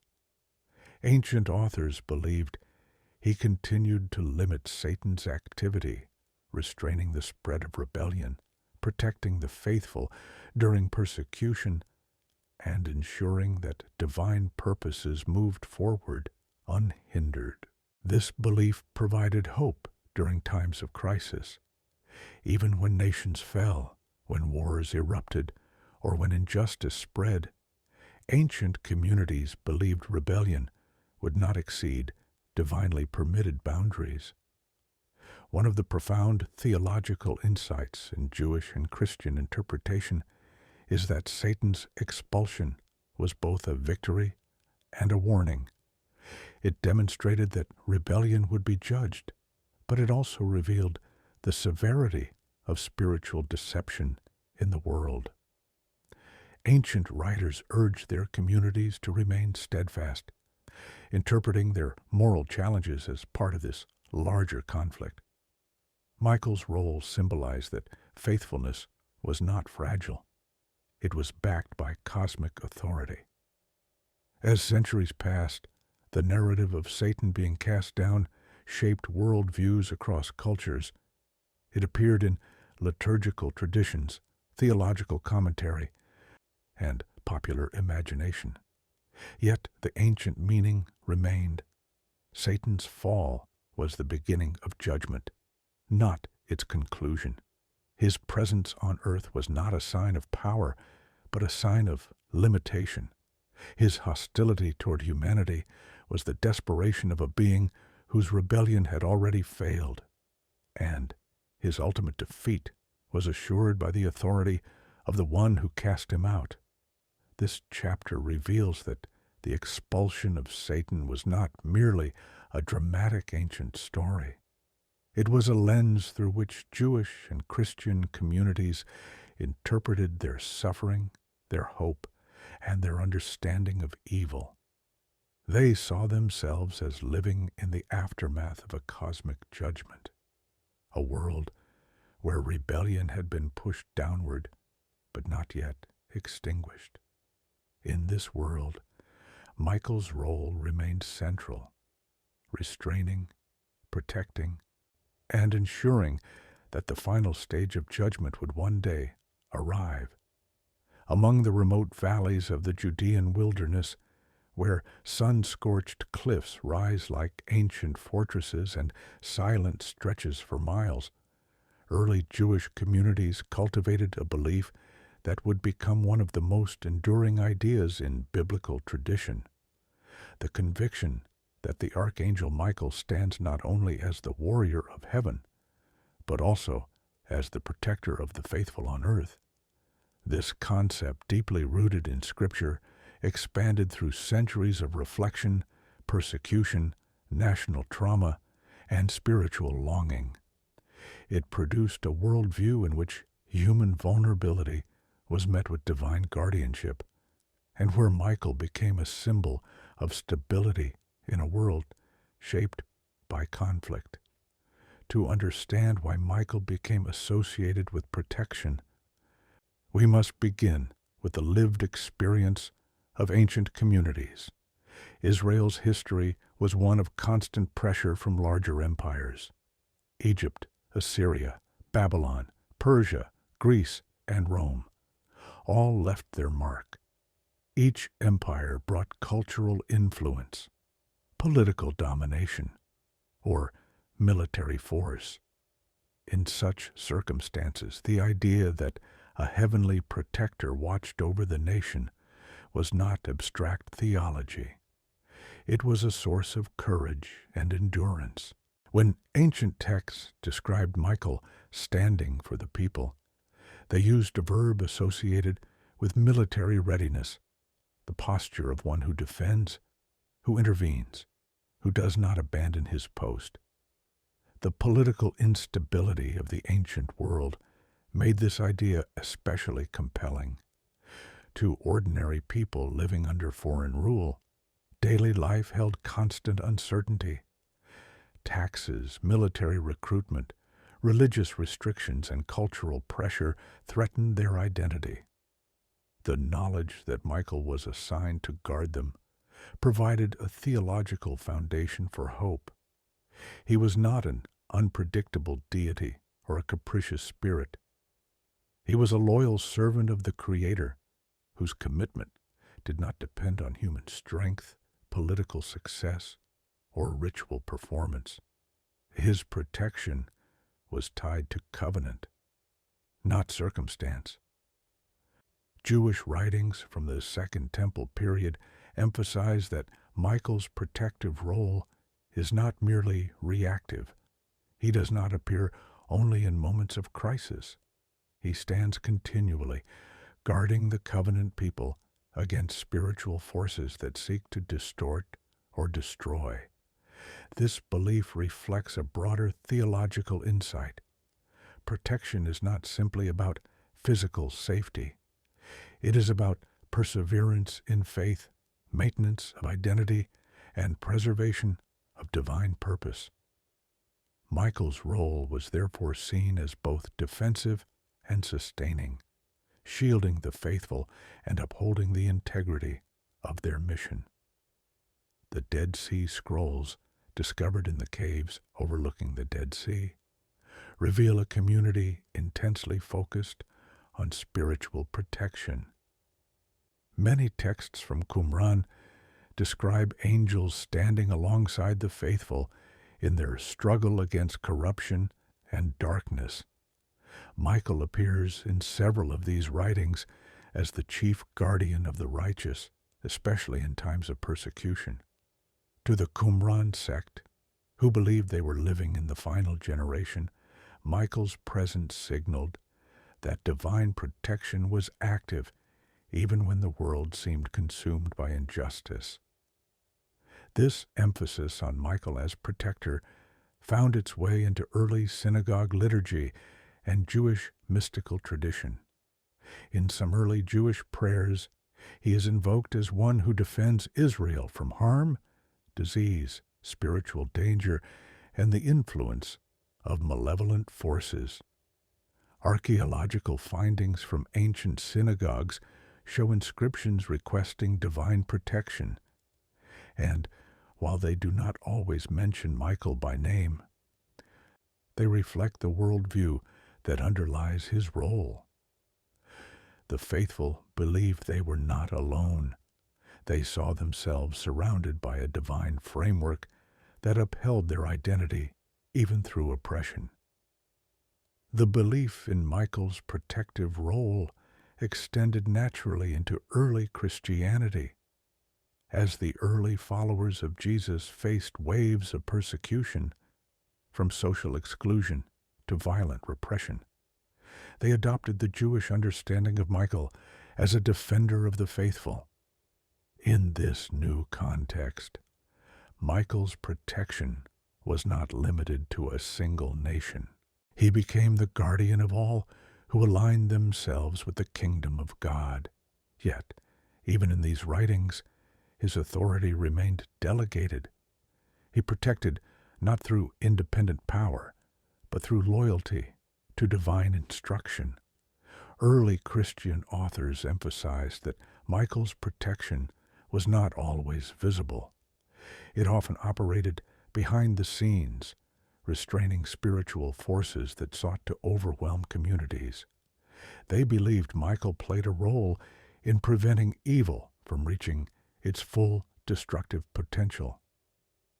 This idea shaped their understanding of why the world, though filled with suffering, had not collapsed into total chaos. The presence of a restraining force, often attributed to Michael, ensured that evil operated within boundaries. This restraint was understood as both mercy and justice. One of the most influential theological themes connected to Michael's protection is the concept of spiritual conflict in daily life. Ancient writers did not view faith as merely intellectual. They saw it as a struggle, a contest of loyalties played out in choices, temptations, and perseverance. In this worldview, Michael's role was not to eliminate all hardship, but to empower the faithful to endure. His protection ensured that temptation would not exceed human capacity, that persecution would not crush the community's identity, and that deception would not overpower truth. The faithful were protected not from difficulty, but from destruction. This belief shaped countless generations of Jewish and Christian thought. In rabbinic tradition, Michael appears as the advocate who speaks on behalf of Israel, countering accusations brought by hostile spiritual forces. This advocacy reflects his role as protector in a legal sense, defending the faithful against false claims and ensuring that their covenantal relationship remains intact. To the rabbis, this legal imagery was more than symbolism. It affirmed the belief that divine justice did not operate in isolation. It was supported by loyal servants who safeguarded the faithful from spiritual attack. In early Christian tradition, Michael appears repeatedly in contexts where protection and endurance are emphasized. During times of persecution, believers drew strength from the conviction that Michael restrained the adversary's influence. This belief gave meaning to suffering without idealizing it. It explained why the faithful endured even when political forces sought to extinguish their movement. Michael was not imagined as a warrior who shielded them from every blow, but as a guardian who ensured their mission would continue despite opposition. One of the most powerful aspects of the belief in Michael's protection is its connection to personal faithfulness. Ancient writers saw obedience, prayer, and righteousness not as passive acts, but as participation in a larger spiritual framework. When individuals aligned themselves with divine purpose, they entered a sphere protected by Michael's loyalty. This theological insight reinforced the idea that protection was relational. It depended not on rituals or status, but on commitment to the divine will. Michael protected those who sought to remain faithful in a world filled with temptation and hostility. Jewish mystical traditions that developed in later centuries preserved stories of Michael acting as a guardian who stands beside the faithful during moments of danger or uncertainty. Though these traditions expanded over time, they reflect a consistent theme. Michael's protection is rooted in purity, obedience, and steadfastness. He guards not only bodies, but souls. He protects not only nations, but individuals. His role is comprehensive, covering physical, emotional, and spiritual dimensions of human life. Archaeological discoveries from late antiquity, including amulets and inscriptions invoking divine protection, demonstrate how widespread this belief became. These artifacts often request protection from harm, illness, misfortune, or spiritual attack. While Michael is not named in every example, the underlying worldview is the same, the belief that the faithful are surrounded by divine guardianship. This understanding shaped personal devotion, community worship, and collective resilience. The belief in Michael's protective role also influenced the way ancient communities interpreted history. Events that threatened their survival were not seen as random or meaningless. They were understood within a larger spiritual narrative. Michael's protection explained why the faithful endured despite overwhelming odds. It provided a framework for interpreting calamity without falling into despair. Even when enemies attacked, temples were destroyed, or governments persecuted, the belief in Michael's guardianship ensured that identity, purpose, and hope remained intact. This worldview carried into early Christian theology, where Michael's protection was linked to the perseverance of the faithful through trials. Ancient authors emphasize that endurance was not merely human resilience, but the result of divine support. Michael's presence was seen as a guarantee that the faithful would not be abandoned. This belief strengthened communities facing danger, shaping their understanding of courage, sacrifice, and loyalty. As this chapter draws to a close, a deeper truth emerges. Michael's role as protector reflects a worldview in which divine justice, mercy, and loyalty intersect.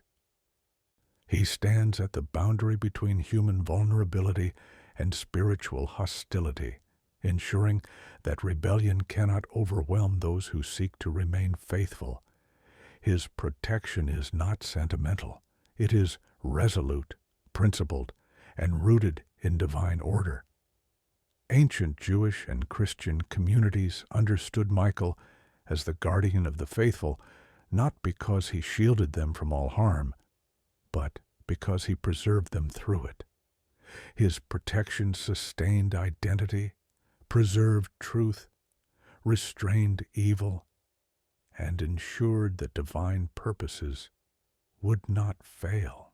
In a world marked by oppression, uncertainty, and conflict, Michael represented the assurance that the faithful were not alone, that the Creator had appointed a protector whose loyalty was unwavering, whose vigilance was constant, and whose authority was rooted in the very structure of the cosmos. Across the rugged horizons of the ancient Near East, where river valleys nurtured civilizations and deserts swallowed forgotten kingdoms, one conviction shaped how Jewish and early Christian communities interpreted the flow of history, the belief that Earth itself had become the battlefield of a vast, unseen conflict. This idea did not arise from mythic imagination or imported foreign cosmologies. It emerged from a careful reading of Scripture, lived experience under oppressive empires, and the theological realization that the casting down of Satan had consequences that unfolded not in the heavens, but in the world humanity inhabits. To understand how Michael's role intersected with this worldview, we must explore how ancient believers interpreted the political, moral, and spiritual turmoil that defined their lives. For the writers of Jewish apocalyptic literature, the world was not spiritually neutral. It contained currents of loyalty and currents of rebellion. They believed humanity lived in a contested realm, a sphere where divine purpose sought to shape nations, yet where spiritual opposition attempted to corrupt, discourage, or erase the faithful. This worldview was not pessimistic. It was explanatory. It acknowledged the presence of suffering, injustice, and moral decay without attributing these realities to divine failure. Instead, it portrayed them as temporary manifestations of rebellion, destined to be constrained and ultimately defeated. Ancient Jewish communities experienced the world as a place of conflict long before apocalyptic literature formalized the idea. They endured exile under Babylon, cultural pressure under Persia, violent oppression under the Seleucid Greeks, and military domination under Rome. Each empire left scars, physical, cultural, and spiritual. When their prophets spoke of cosmic struggle, the faithful recognized themselves in the story. They understood their history not as a sequence of accidents, but as the earthly surface of a deeper spiritual conflict. Within this worldview, Satan's presence on earth after his expulsion from heaven explained why the world felt simultaneously ordered and chaotic, beautiful and broken. Rebellion no longer had access to the heavenly court, but it still influenced earthly systems. Ancient interpreters believed that hostile spiritual forces worked through corrupt leadership, unjust laws, deceitful ideologies, and violent persecution. Yet they emphasized that these forces operated within boundaries. Earth was the arena, but heaven retained sovereignty. Michael's role in this context became essential. Although his primary victory had been achieved, In the heavenly realm, ancient writers believed he continued to oppose Satan's influence on earth by restraining rebellion and protecting the faithful. This restraining presence became one of the most influential theological ideas in early Judaism and Christianity. To them, the world was dangerous but not abandoned. Evil was active but not triumphant. Rebellion was fierce but declining. Michael's ongoing loyalty ensured that history did not collapse into chaos. Jewish apocalyptic writings from the Second Temple period articulate this view with remarkable clarity. These texts describe the faithful as living in a world shaped by two opposing currents: the movement of divine purpose and the pressure of spiritual rebellion. The earth was not imagined as a battleground in the sense of armies clashing physically, but as a place where loyalty, truth, righteousness, and faith were contested daily. Michael does not fight on earth with weapons or armies. His presence is expressed through protection, advocacy, restraint, and endurance. Ancient communities interpreted political upheaval through this lens. When tyrants rose, when nations waged war, or when laws were passed that oppressed the faithful, these events were not viewed merely as human decisions. They were interpreted as the activities of spiritual rebellion seeking to shape earthly history. Yet these events were always understood within the framework of divine sovereignty. Rebellion could influence, but it could not redefine. It could distort, but it could not destroy. This balanced worldview allowed ancient communities to maintain hope even in desperate circumstances. Roman domination presented one of the most significant challenges to early Christian communities. They lived under a massive empire whose political and religious systems often conflicted with their beliefs. Persecution, marginalization, and social hostility were common, but early Christian writers insisted that these experiences were not evidence of divine abandonment. They were the earthly consequences of a spiritual conflict already decided in heaven.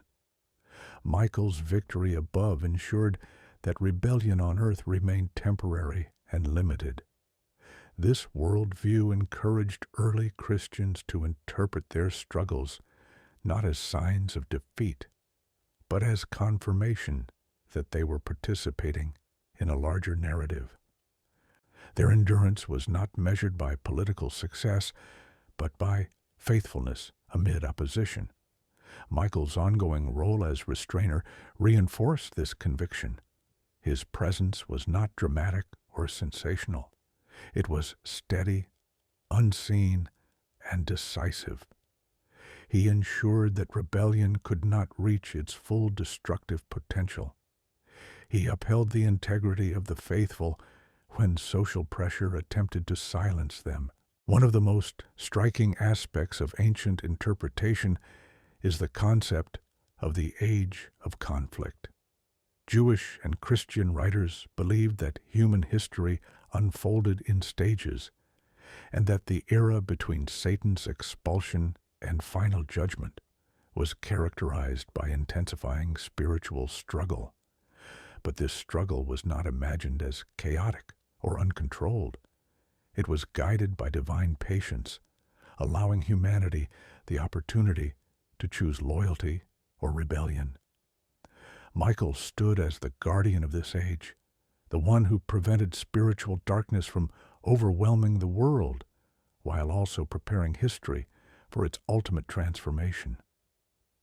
Ancient writers often described earthly events using imagery from the natural world. Storms, earthquakes, droughts, famine, and disease were not always interpreted as spiritual attacks. But when these events combined with moral corruption, political injustice or religious persecution, they were seen as signs that rebellion was exerting pressure on society.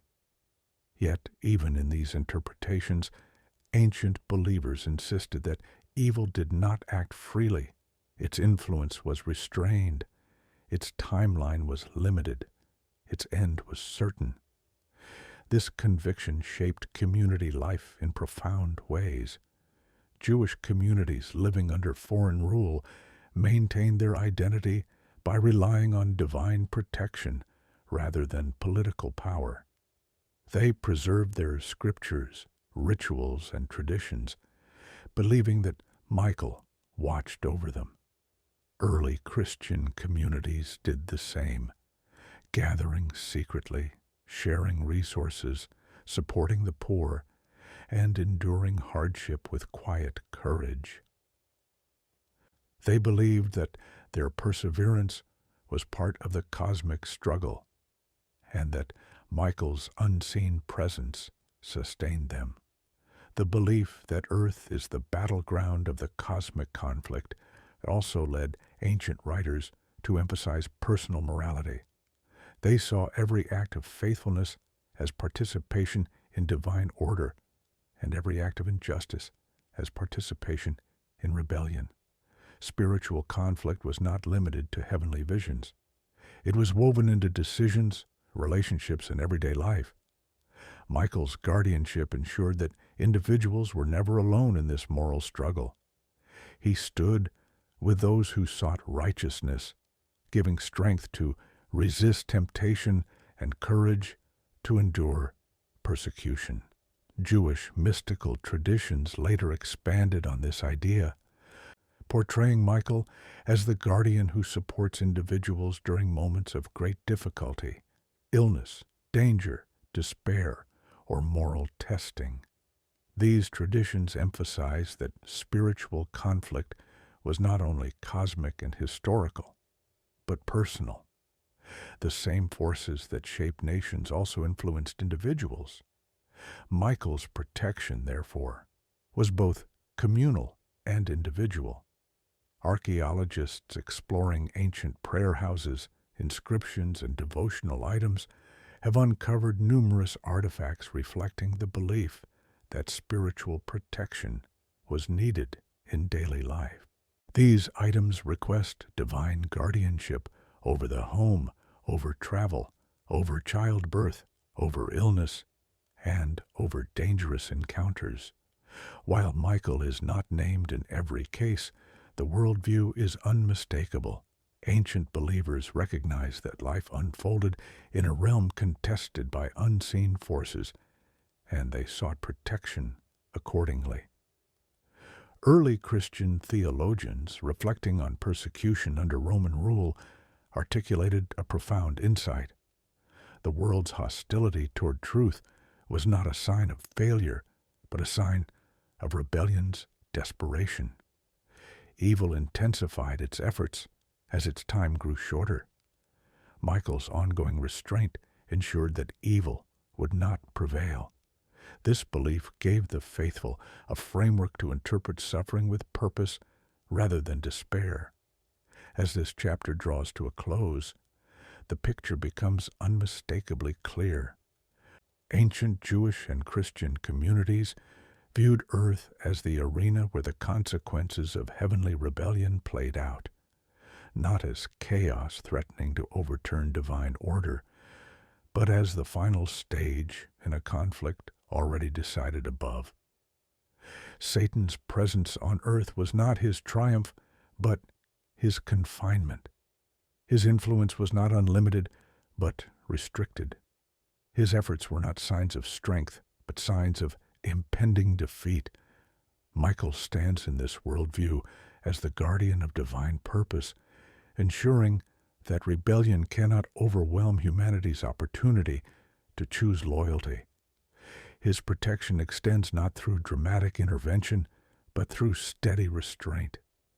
He supports the faithful, limits the power of spiritual darkness, and upholds the boundaries within which human history must move. In this contested world, The faithful walk a narrow path, but not alone. The ancient authors believe that Michael walks that path with them, unseen yet decisive, ensuring that the chaos below does not overturn the order established above. Across the centuries of Jewish and early Christian thought, one question overshadowed every conversation about cosmic conflict: how will it end? For ancient communities who lived under the weight of foreign rule, moral corruption, and spiritual hostility, the promise of a final resolution was not merely theological. It was existential. They believed history was not an endless cycle of oppression and rebellion, but a story moving toward a definitive moment when divine justice would intervene openly.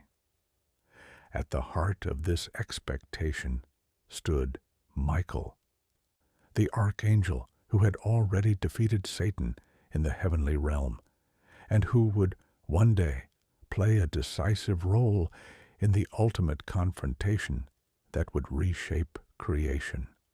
To understand the ancient vision of the final battle, we must enter the apocalyptic mindset that shaped Jewish thought in the final centuries before the Roman Empire. Jewish authors of this period lived amid profound upheaval. The desecration of their temple by foreign rulers, forced cultural assimilation, violent persecution, and waves of political instability. These experiences produced a unique literary genre that combined vivid imagery with theological depth, apocalyptic literature. Its purpose was not to frighten, but to reassure. It revealed that beyond the turmoil of history lay a predetermined outcome rooted in divine justice. In this worldview, the final confrontation between Michael and Satan was not a distant myth. It was the climax of the same conflict that had begun ages earlier when rebellion first emerged in the heavenly court. The cosmic arc that began with Satan's expulsion would end with his complete and irreversible defeat. Ancient writers described this moment using imagery drawn from their own world: battles, verdicts, trumpets, radiant light, and armies arranged in perfect order. These symbols reflected their conviction that the final battle would be decisive, public, and transformative. Jewish apocalyptic texts, such as those preserved among the Dead Sea Scrolls, often depict Michael as the chosen commander who leads the forces of divine justice in this climactic event. These writings describe a final war where the sons of light confront the sons of darkness, where truth confronts deception, and where divine purpose confronts rebellion. The descriptions are vivid but consistent. Michael is the one who delivers the final blow against the forces aligned with Satan. He does not act independently. He acts as the appointed executor of divine judgment. The ancient authors understood the final battle not merely as a cosmic showdown, but as a moment of transition, a turning point when the age of conflict ends and the age of restoration begins. They believed that Satan's influence on earth, though real, was temporary. His power had already been weakened by his expulsion from heaven. The final battle would simply reveal publicly what had long been true in the divine realm. Rebellion cannot stand against divine authority. This event was not imagined as a war between equal forces, but as the moment when divine patience would give way to divine justice.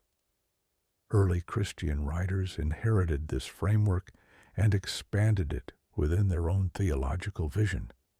They believed that the life, death, and resurrection of Jesus marked a decisive turning point in the cosmic conflict. In their view, Satan's defeat had progressed through stages, first in heaven, then through the work of the Messiah, and finally in the climactic battle led by Michael. This perspective shaped their understanding of suffering, endurance, and hope. They saw themselves living in the interval between victory and completion. The final battle was not a question of if, but when. Ancient Christian communities facing persecution interpreted their hardship as evidence that the final confrontation was drawing nearer. The more rebellion intensified, the more they believed its end was approaching. They saw Satan's aggression as the desperation of a defeated adversary whose time was running out. In this worldview, Michael's role in the final battle provided assurance that evil would not simply fade away, but be actively confronted and extinguished. One of the key themes in ancient interpretation is the connection between the final battle and resurrection. Jewish writings from the Second Temple period describe a time when the faithful who have died will be raised to life, not as disembodied spirits, but as renewed individuals who participate in the restoration of creation. Early Christian theology developed this idea further, proclaiming that resurrection would coincide with the final defeat of Satan. The logic was clear. The adversary who brought corruption, deception, and death would be destroyed, and the faithful would rise into a world free from rebellion. Michael's role in this moment is not depicted as symbolic or secondary. Ancient authors place him at the center of the decisive conflict. He is the commander who executes the final decree. He is the protector who ensures that the faithful enter the restored age safely. He is the adversary of rebellion, whose loyalty makes him uniquely qualified to confront the one who embodied defiance. His presence signals that divine justice will not be delayed indefinitely. Visualizing the final battle, ancient writers drew from their own experiences with warfare. They imagined armies arranged in ranks, commanders issuing calls, and the decisive moment when one side breaks. But they also emphasized that this conflict is unlike any earthly battle. It is not fought over territory or resources. It is fought to restore cosmic order. In this battle, the weapons are not physical. They are manifestations of divine authority. Light drives out darkness. Truth destroys deception. Judgment replaces accusation. Michael's victory does not depend on strategy, but on alignment with divine command. Jewish and Christian interpretations agree on another essential point. The final battle brings an irreversible result. Satan is not merely weakened or restrained.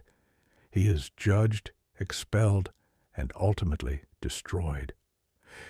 Ancient writers understood this destruction not as annihilation alone, but as the removal of rebellion from the structure of creation. The adversary who once accused, deceived, and corrupted is silenced forever. His influence ends completely. This understanding shaped how ancient communities viewed the future. They did not imagine a world where spiritual conflict continued endlessly. They anticipated a moment when the universe would be healed, when justice would prevail without resistance, and when creation would reflect its original harmony. Michael's role as the one who leads the final battle made him a figure of hope. He embodied the promise that suffering would not last forever, that oppression would not endure indefinitely, and that truth would one day stand unchallenged. The imagery of the final battle also influenced the way ancient believers interpreted natural events. Earthquakes, Storms and celestial signs were sometimes viewed as foreshadows of the coming confrontation. These interpretations did not arise from fear, but from expectation. They believed the universe was preparing for transition, a shift from the age of conflict to the age of restoration. Michael's leadership in this transition affirmed that divine justice would come not gradually but decisively.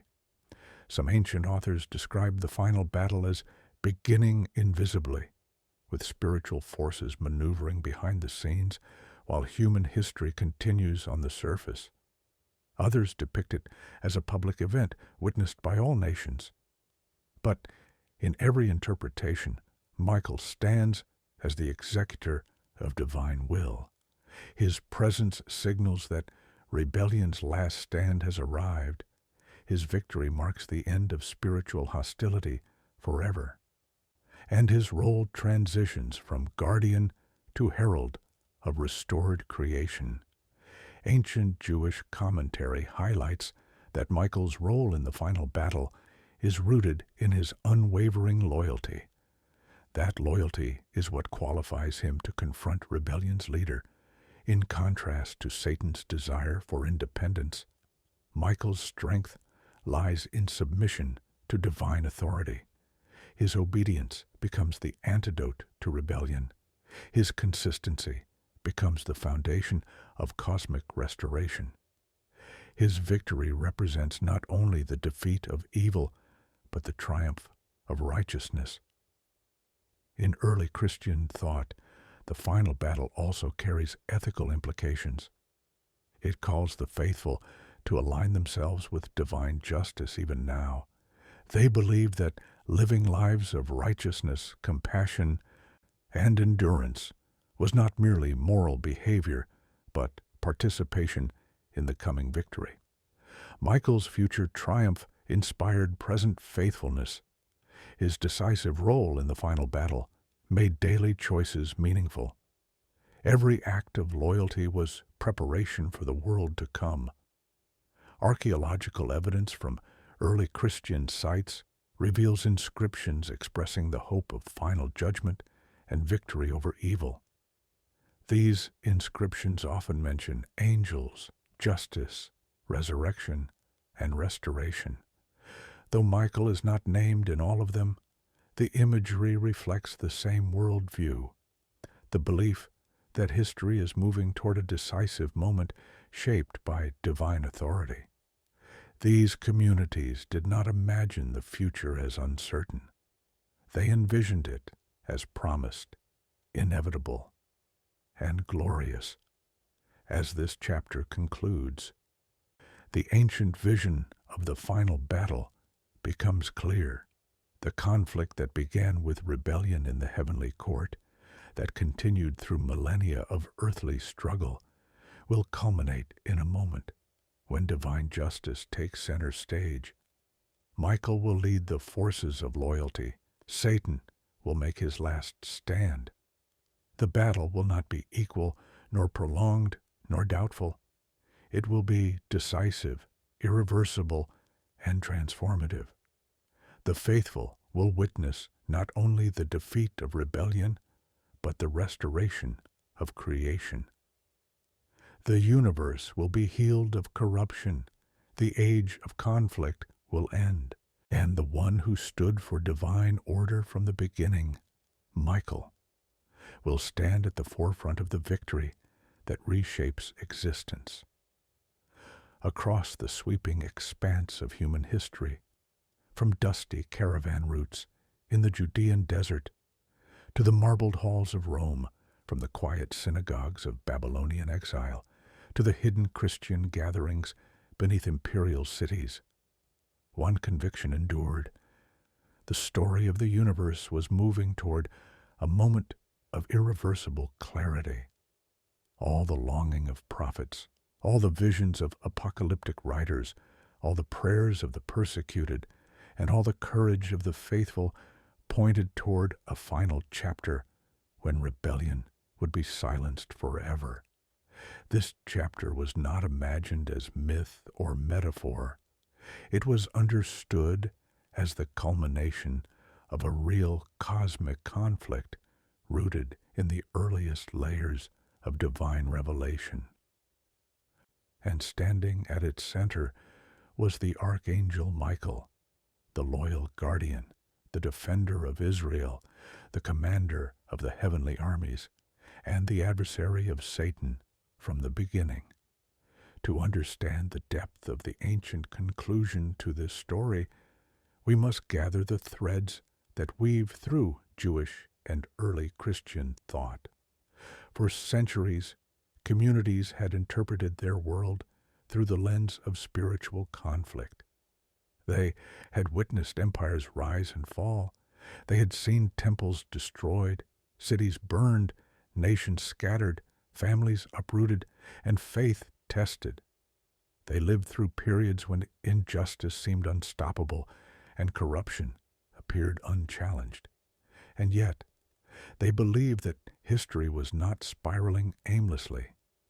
It was moving toward an appointed hour when divine justice would break into time with unmistakable force. This belief shaped their worldview. They understood the casting down of Satan from heaven as the first decisive step in a long trajectory of defeat. They viewed his influence on earth not as sovereignty, but as confinement. They saw their hardships not as abandoned suffering, but as participation in the final stages of a cosmic story. And they looked to Michael as the figure whose loyalty guaranteed that rebellion would not endure indefinitely. Ancient texts portray this loyalty with remarkable consistency. Michael stands, acts, protects, commands, and ultimately executes the final decree of judgment. Jewish apocalyptic writings describe this moment with imagery that is both vivid and grounded in theological depth. They envision a time when the spiritual forces that had influenced nations, corrupted rulers, and opposed righteousness would be confronted openly. These texts speak of a final gathering, a moment when rebellion consolidates its strength for one last attempt to resist divine authority. The imagery reflects ancient warfare, commanders taking their positions, forces aligning themselves, and the final trumpet signaling that judgment has arrived. But even in this imagery, the outcome is never in doubt. Michael stands at the center of the loyal host, not as a participant in an uncertain battle, but as the executor of divine justice, whose victory is assured.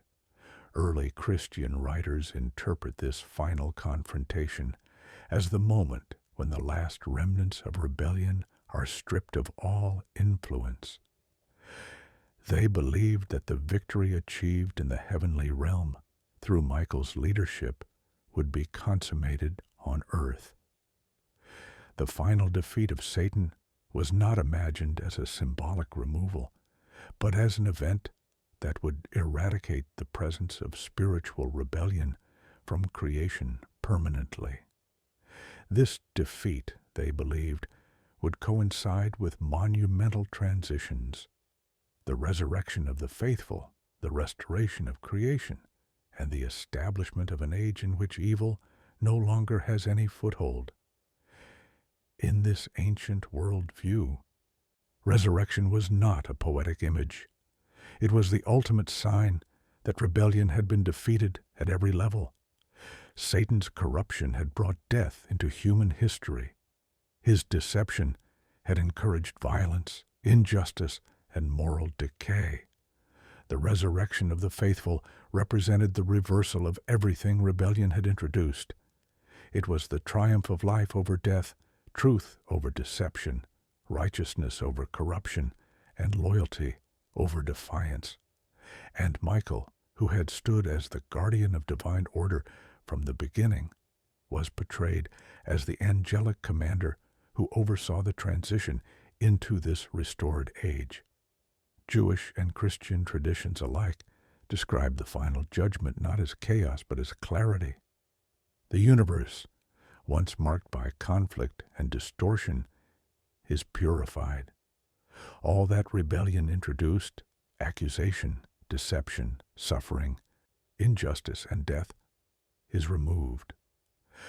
Ancient authors emphasize that this purification is not achieved gradually through human effort. It arrives through divine intervention. It is the moment when time itself bends under the weight of justice. And at the center of this moment stands the figure who had confronted rebellion from its earliest appearance, the Archangel Michael. The final judgment is also portrayed as the moment when Satan's fate is sealed decisively. In every ancient tradition, this fate is described with remarkable consistency. Satan is not imprisoned temporarily. He is not restrained for future conflict. He is removed from the structure of creation itself. His destruction is total, not annihilation, in the sense of disappearance, but the elimination of his influence, presence, and authority.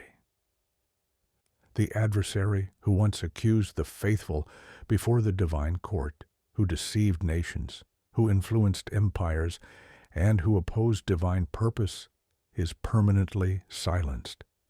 Ancient communities understood this final defeat not simply as a theological event, but as the restoration of the universe to its intended harmony. Creation had been disrupted by rebellion, but it had never lost its connection to the Creator. The final judgment healed that disruption. It restored the moral structure of the world. It reestablished the order that existed before rebellion introduced chaos, and it affirmed that divine justice, though patient, was never absent. Michael's role in this restored creation is described by ancient interpreters as one of honor, not dominion. He does not rule the world to come. He does not sit on a throne. His role is not political, but representative. He stands as the symbol of divine loyalty, the one who aligned perfectly with divine will and whose faithfulness served as the counterpoint to rebellion. In the restored creation, the presence of beings like Michael demonstrates the beauty of loyalty, obedience, and harmony. He becomes the eternal witness that rebellion failed and that divine justice prevailed. Jewish mystical writings that developed in later centuries reflect this view by portraying Michael as the angel who leads the faithful into the restored age. These traditions, though expanded over time, preserve the ancient conviction that Michael remains central in the final transition. He stands not as a conqueror, but as the guardian who escorts creation into its healed state. His presence signifies continuity between the ancient conflict and the eternal peace that follows.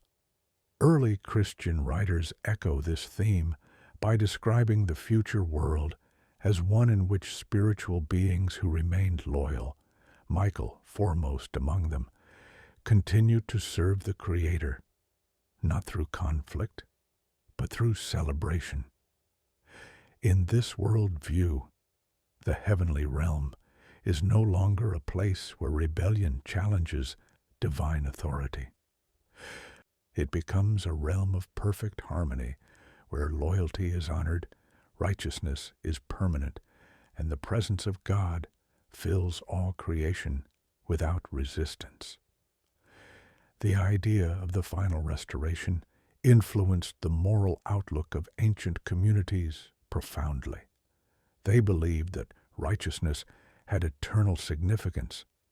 Every act of justice, compassion, faithfulness, and endurance was understood as alignment with the world to come. Likewise, every act of corruption, violence, or deception aligned with a rebellion whose end had already been decided. Michael's future role in the final battle served as a reminder that loyalty mattered not only in cosmic terms, but in daily life. The final victory would reveal what had been true all along. Rebellion leads to destruction, but obedience leads to life. Archaeological findings from Jewish and early Christian sites reflect the importance of this belief.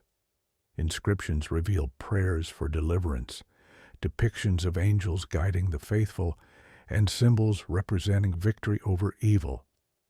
These artifacts do not present the final battle as distant speculation.